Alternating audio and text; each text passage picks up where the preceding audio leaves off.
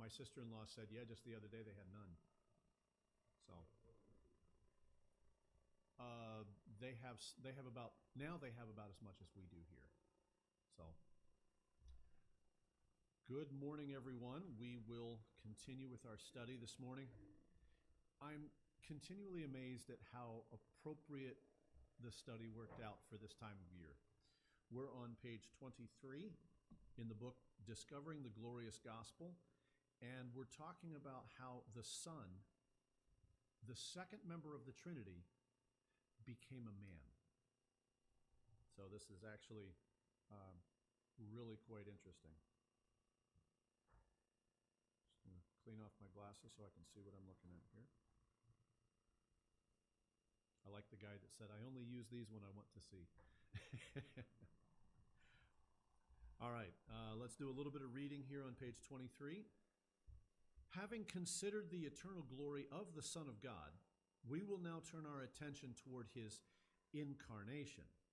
The word incarnate comes from the Latin verb incarne, in meaning in, and caro meaning flesh, from which we would get carnivore. So it means to make flesh or to become flesh. Now, why is that significant? Because he is a spirit. God is a spirit and does not have a body like man. That's one of the catechisms somewhere. And now the spirit is taking on flesh. So it's, every time we talk about the incarnation, that's what we're talking about. That which was spirit is taking on a fleshly form. It says somewhere in the Old Testament, but a body you have prepared for me. And I was going to mention this later on, and perhaps I still will, but the one maintaining creation has inserted himself into the creation. From Colossians, we know that in him all things consist or hold together. From John 1, we know that nothing has been created that was not created by the second member of the Trinity. But here, the second member of the Trinity has gone from being in spirit to being in flesh. And it's wonderful at this time of year to think of that. It's not just a baby born in an inopportune place, a cow stall, but it's the Son of God taking on that veil of flesh, of humanity. In the scripture, the incarnation refers to the great truth that approximately 2,000 years ago, the eternal Son of God was conceived by the Holy Spirit in the womb of a virgin and was born Jesus of Nazareth, the God-man. Now, it's a bit puzzling to me that some people still have trouble with a virgin conceiving. And it's interesting to me because we're not dealing with dealing with supernatural things here. We're dealing with the God that created life in the first place. So theoretically, if God did not use the normal human means of reproduction to create life in the first place, why would he have to use the normal means of human reproduction for the Son of God to be born of Mary? Does that make sense? And so when you think of it that way, God could have ex nihilo just made a baby boy. He could have done it any way he wanted, but he chose the vessel of an unmarried girl to do this. And yet some people just really balk at that and like, there's no way. Let's find a different explanation. Why? If God made Adam out of the dust of the ground, if God made Eve from a rib, then the same God can make an unmarried girl have a baby. That's not outside the realm of possibility for the God that created life in the first place.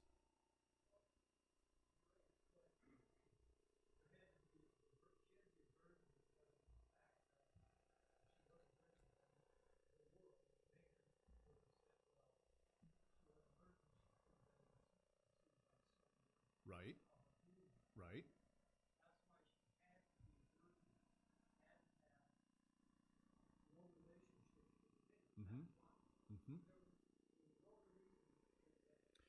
and then right, right, yeah, and oh yeah, and right, and then there's also the side of it that, and I don't have the source on this off the top of my head, but the side of it that says that the sin nature is passed man to man to man to man, and so that was sidestepped. And so that was sidestepped because he was born of a virgin. He was born of a woman.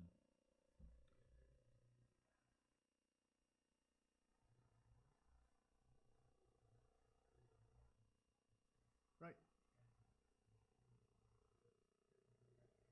Right.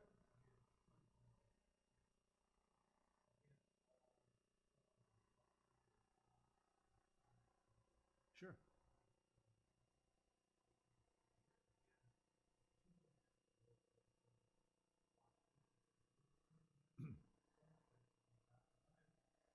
Oh yeah. Oh yeah. Change the channel. I'm not interested in walking down that path very far.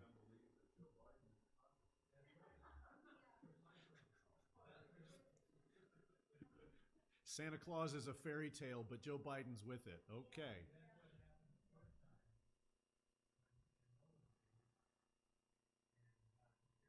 Yeah.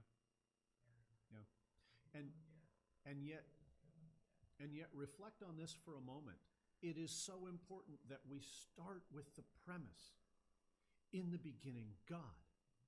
In the beginning, God created mankind. In the beginning, God created everything that is alive. Ex nihilo, out of nothing. He didn't take raw materials and put them together. He created the raw materials. He created everything. Therefore, if we start with that premise, it's so much easier to say, well, yeah, he can make a virgin have a baby. He started with nothing, and look what we have. He started with nothing. He can start with a virgin and make her have a baby. When you start with the premise that in the beginning God, the virgin birth is very easy to, yeah, that that tracks, to use the common phrase. So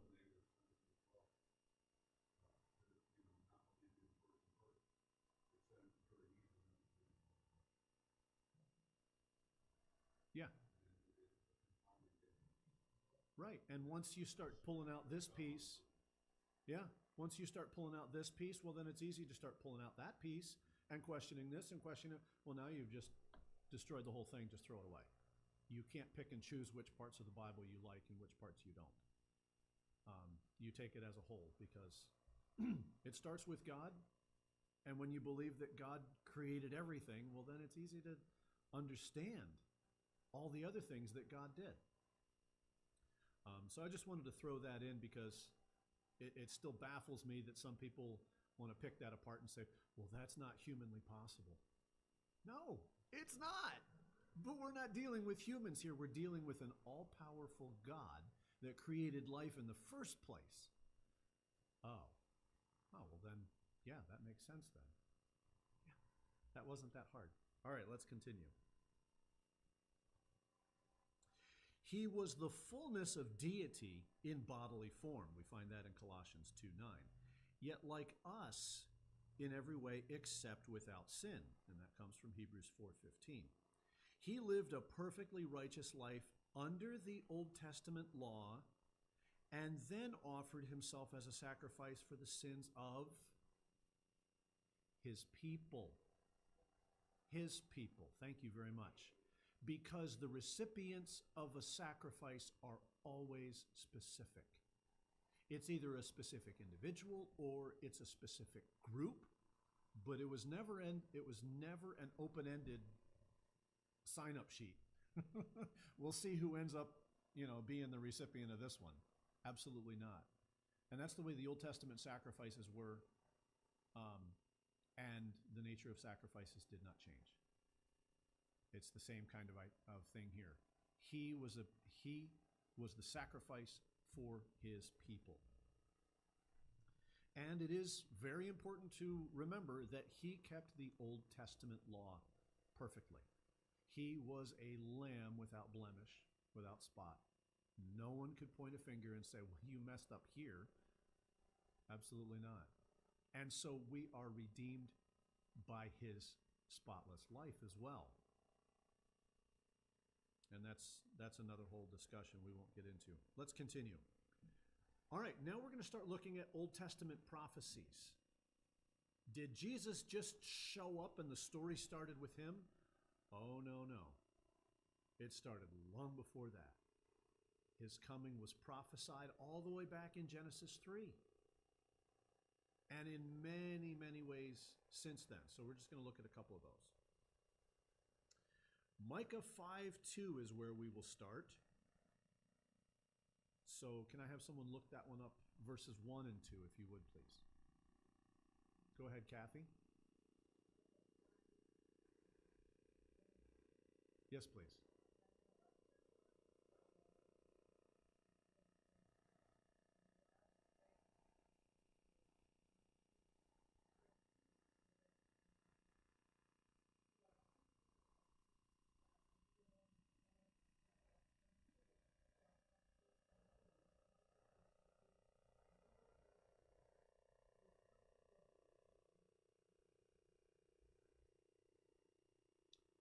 Are you reading from the New King James or the ESV?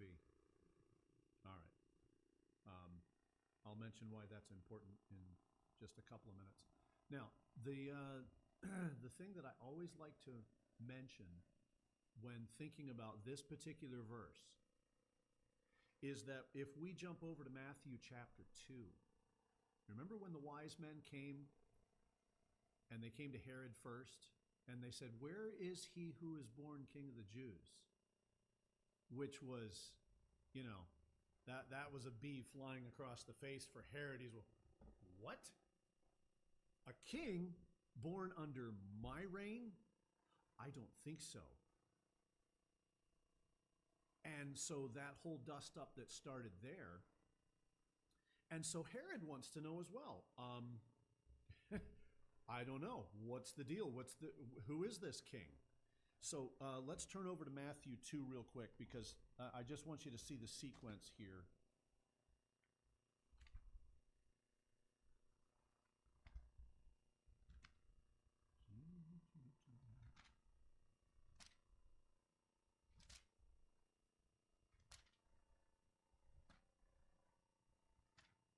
Almost there. I'm going to read verses 1 through 6 here. Now after Jesus was born in Bethlehem of Judea, in the days of Herod the king, behold, wise men from the east came to Jerusalem, saying, "Where is he who has been born King of the Jews? For we saw his star when it rose, and have come to worship him." When Herod the king heard this, he was troubled, and all Jerusalem with him. Yeah, because when the king's in a bad mood, the rest of the people are like, oh boy, what's he going to do? He's a loose cannon, and they would feel his wrath if he was, right? So all of Jerusalem was nervous as well. All Jerusalem with him, and assembling all the chief priests and scribes of the people, he inquired of them where the Christ was to be born. Then they took a week to look through their ancient writings to try and figure out the answer to the question. Did I insert something there? Yes, I did.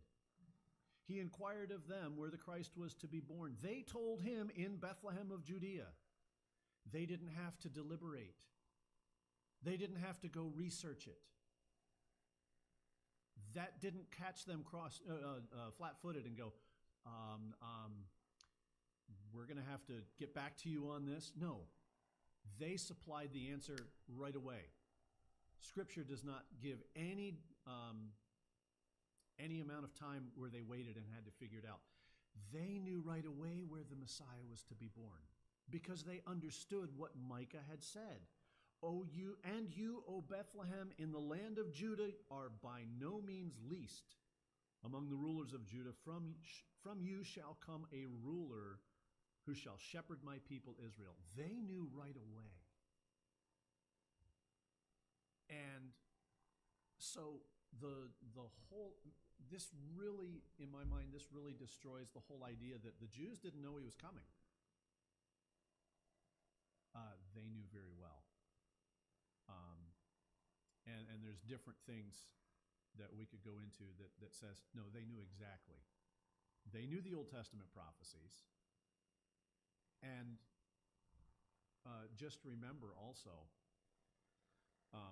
they memorized huge passages in the Old Testament without chapter and verse divisions. They just had the whole big, long monologue memorized. Imagine memorizing Isaiah and picking out the verse that one of these verses, right? But they knew. They cannot claim ignorance. They cannot claim, well, we didn't know. How are we supposed to know? They did know. So let's jump back over to, we're just going to talk through it here.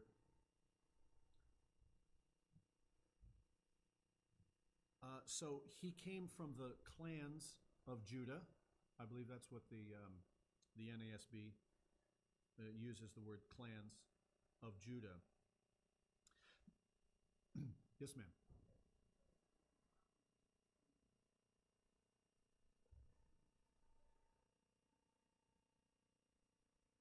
What version are you reading from? Because the ESV, let me just turn, I'm in Matthew, let me change,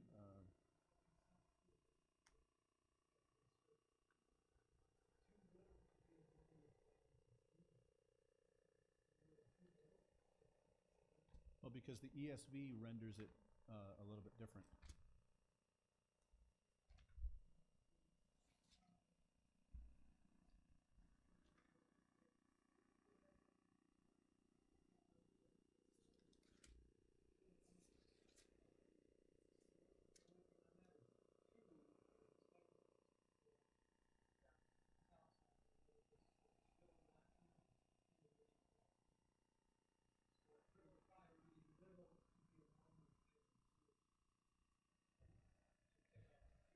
Because when it's cited in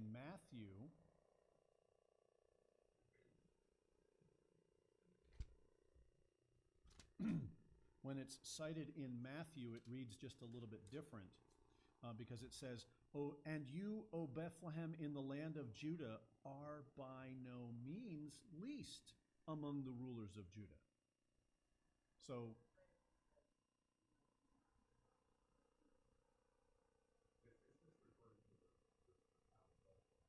And insignificant. Right.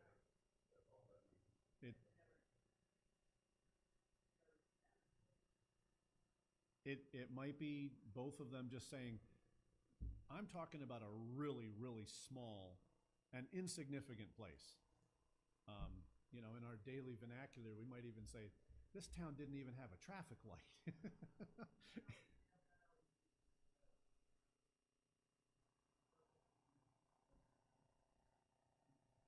The weak things to confound the wise.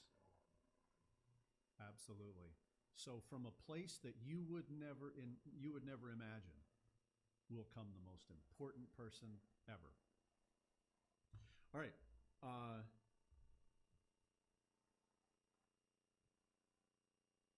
At the bottom of page 23, how does this prophecy communicate that the Messiah would be more than a man? Now, here's where it varies just a little bit, but at the bottom of the page it says, his goings forth are from the days of eternity. Now, in my ESV it says from ancient days. So I looked up the word, and the word itself, it means eternal, everlasting, forever, and perpetual. Yep, it has that meaning, which makes me think, okay, if it's everlasting and if it's perpetual, then it's outside of the human concept time.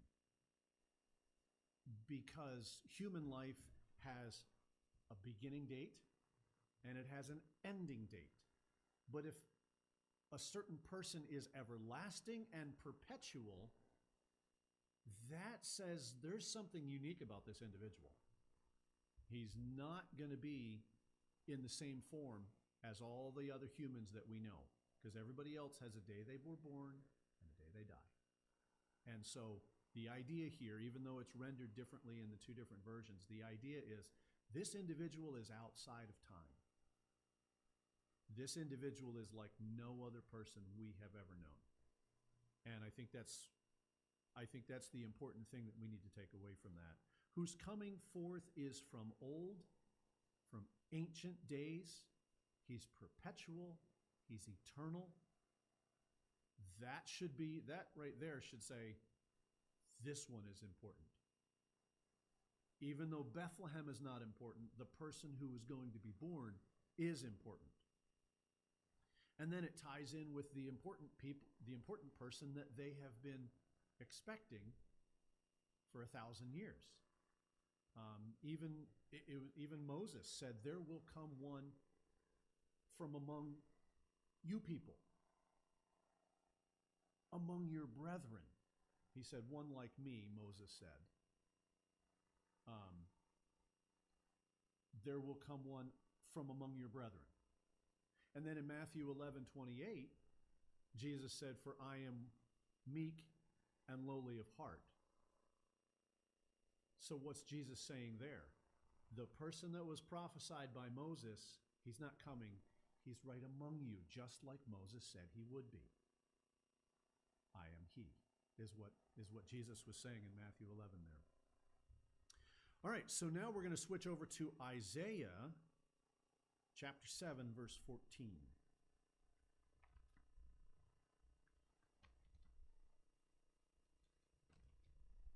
Isaiah 7:14.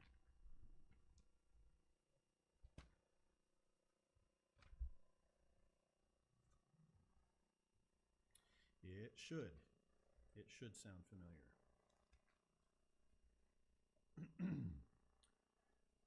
Reading out of the ESV, therefore the Lord himself will give you a sign. Behold, the virgin shall conceive and bear a son and call his name Emmanuel. All right, so give me some thoughts that come to your mind before I tell you what I thought of. What are some things that you noticed from that verse? It shouldn't be just the familiar one that we always think of at this time of year, and we can rattle it off, and we memorized it a long time ago, and it's too familiar, and we don't even know how to think about it now.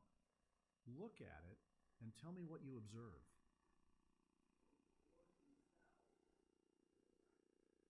As opposed to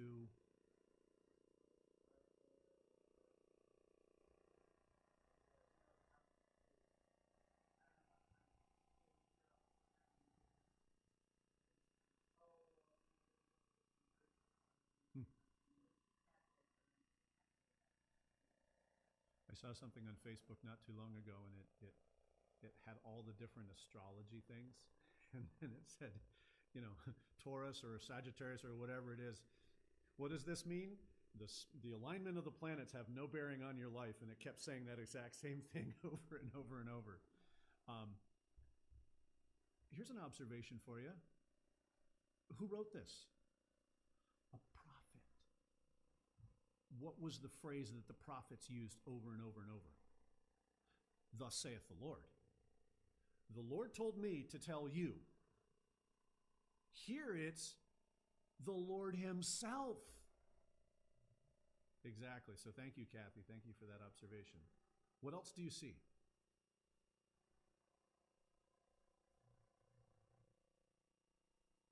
It'll be a virgin. It'll be a virgin. Now, some people want to have a little discussion over that, and that's what the gray section of the bottom of page 24 is all about. I would only suggest this.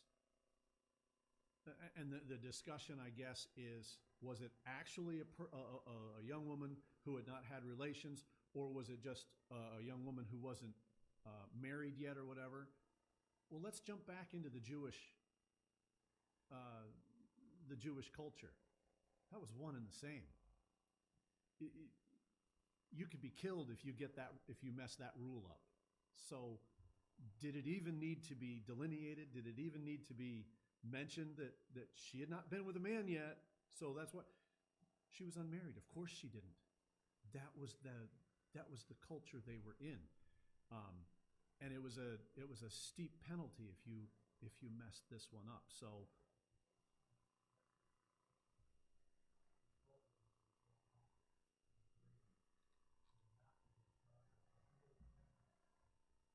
Put her away.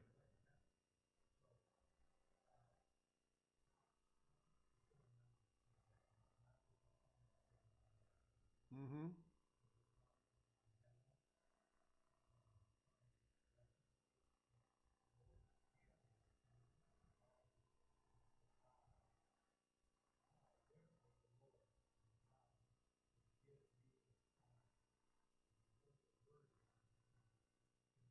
Mm-hmm. Mm-hmm.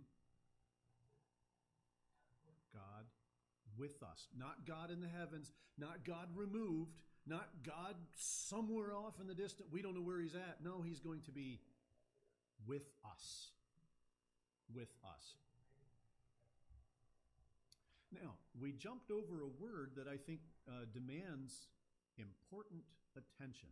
And this will bring back some of the things that Pastor Jim was preaching about from the book of Matthew. And that word is sign. What has Pastor been preaching about recently that the Jews asked of Jesus? What sign do you have? We want to know. Who are you and why should we believe you? And just to reiterate, the sign, the miracle was designed to show I'm going to do something that should not be able to be done. The only way I can do this is through the power of God, because no human can do what I just did or what I'm about to do. It's a proof of authority. Okay? So, how is that relevant here? Because something that humans are not supposed to be able to do is going to be done. And that's how you know it's God. The Lord himself is going to prove to you this is from God. Because humanly, this doesn't happen. So, I think it's very important that he said, the Lord himself will give you a sign declaring the authority of God that says this was God's doing from the beginning. Because no human could do this. And everybody understands it doesn't work that way unless God does it. Oh, that changes everything. Yes, it does. All right, let's continue. What else can we... We've talked about a virgin conceiving, and that should not be improper. We should think about that in terms of, no, this is the Creator creating life. And when the Creator decides to create life, it is a beautiful thing. It is proper. It is appropriate. There should not be any thought of, well, that sounds inappropriate and hanky-panky, and what's going on here? Are you kidding me? The one that created all things is creating life in a young woman. There shouldn't be any problem with that at all. Okay? Other than the fact that what we just said, this is not the normal human way. Yep, exactly. Exactly. That should be in flashing lights to us. This is not human. This is not normal. This is of God. All right, let's continue. Let's figure out some other things. What else do you see here?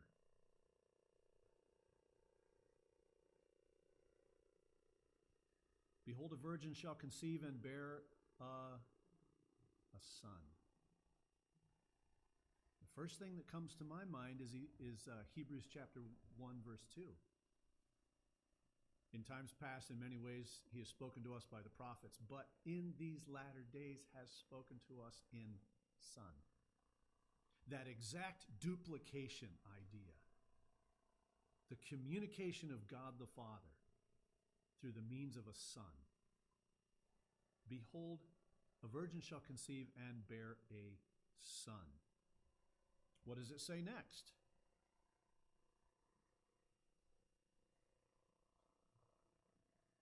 Yeah, there's two things there. The first thing is a name has been chosen. Hey, Mary, you're pregnant. What are you going to name the baby? I don't know. We haven't chosen a name yet. The Lord himself chose the name. The Lord himself made it clear. This is what's going to happen, and here's what you're going to name it. This is all of God. And what did he name it? Emmanuel. God with us. Not God removed, but God with us. You know, we talk about, a God of, a king of the people, a man of the people, a man with the people, instead of someone who's on high and never talks to the people. Here, it's God with us.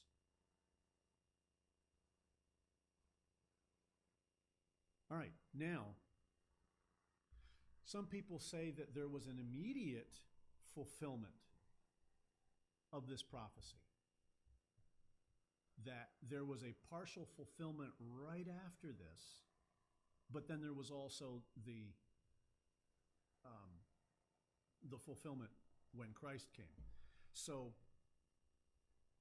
in chapter 8, it talks about how Isaiah went to a prophetess, and the prophetess conceived and had a son. And if I'm not mistaken, it's the longest name in the Old Testament, Mahar Shalal Hashbaz. It's a mouthful. That was my thought. Imagine being a junior higher at the bus stop. Hey, Mahar, come here. Oh, my. Can you imagine? I would have come up with a nickname for that one. But anyway, that name means it's 4 words: speed, spoil, hasten, and plunder. Talking about the upcoming fall of the kingdom of Israel. Israel and Judah split, and in 722, Israel was taken off into captivity among the Assyrians. Judah fell in 586. Jerusalem finally fell in 586, and they were carried off into Babylon. My Old Testament professor would be so proud that I remembered those things. So that's what he's talking about here. There's going to be speed. There's going to be spoil. They will hasten, and they will plunder you. And it's always interesting the way they use the Old Testament names. I'm trying to think of the other one. Ichabod. Your house is left to you desolate. Imagine growing up with the meaning of your name being something like that.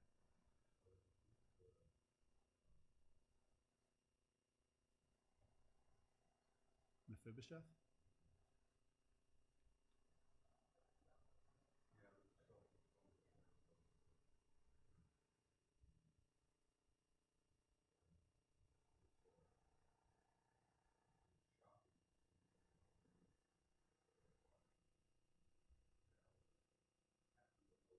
Or will happen.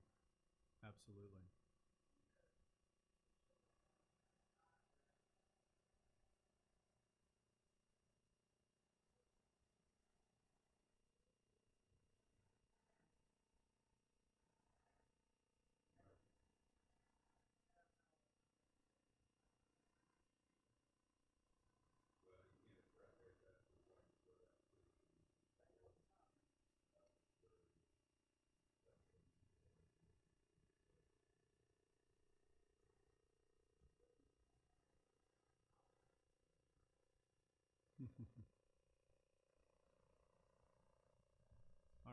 Any other observations on this before we move on?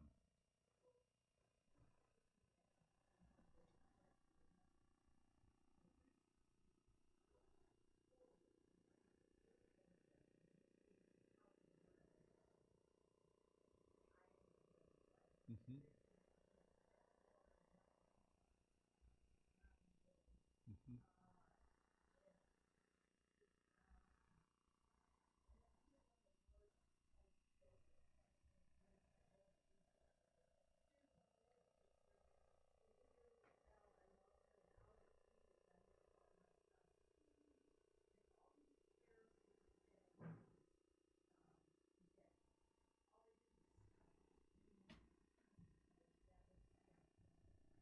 Mm-hmm.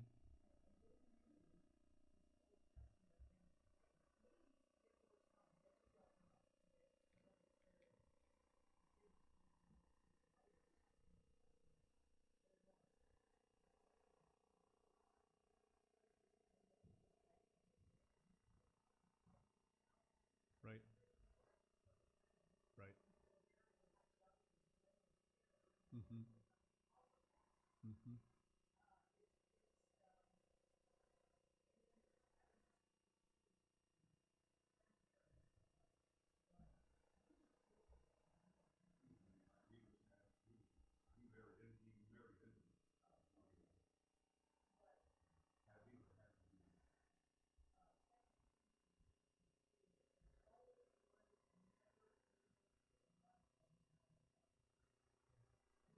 Yeah. Right. Right. Right. And yet their presupposition was askew. Look at what Pastor Jim told us about your friends that and their view of Isaiah 53. And so, right, right. And so, if their presuppositions were askew, then they would read things like that. I've called my son out of Egypt. Yes, we came from Egypt when Moses led us out. And so all these different things, they could be applying them incorrectly and come to the wrong conclusion on purpose.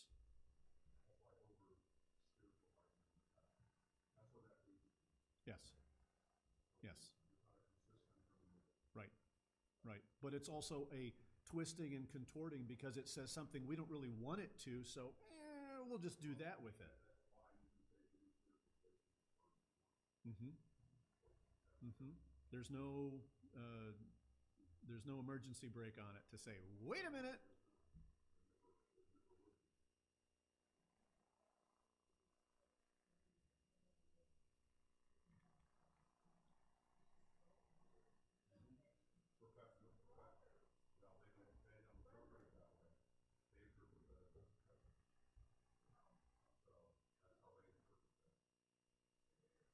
Yes, sir.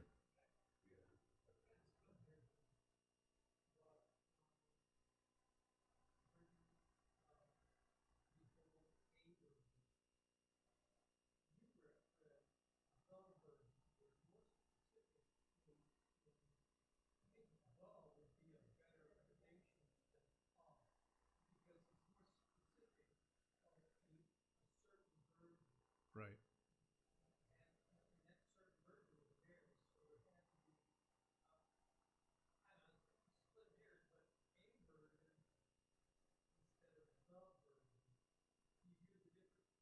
Oh yeah. One is very specific. Right.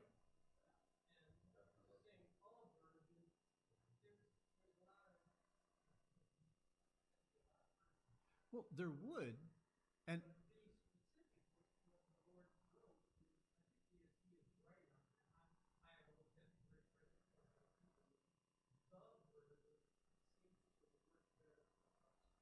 yeah, I can see what you're saying, and let me add to it, if I may. How many virgins conceiving would there be?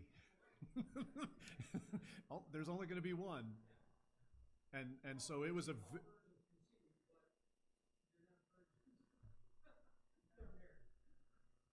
So it was going to be a very specific instance.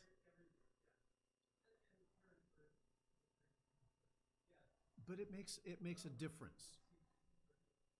And it was going to be a very specific instance that God had in mind, that God himself was going to do, and it doesn't happen this way. I mean, how many times does the word virgin and conceive end up in the same sentence? Like, doesn't work that way.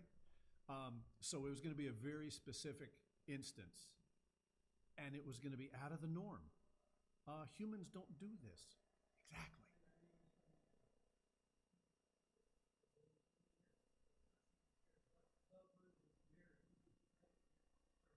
Yeah.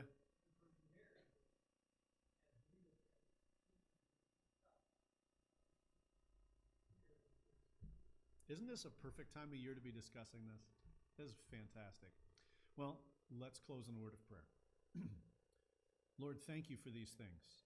Thank you for putting these treasures within your word so that we can find them. Lord, you've not placed them where they're obvious. You've placed them so that we would study. But Lord, you did not put them in obscurity so they cannot be understood. Lord, you've put them there so that we would find them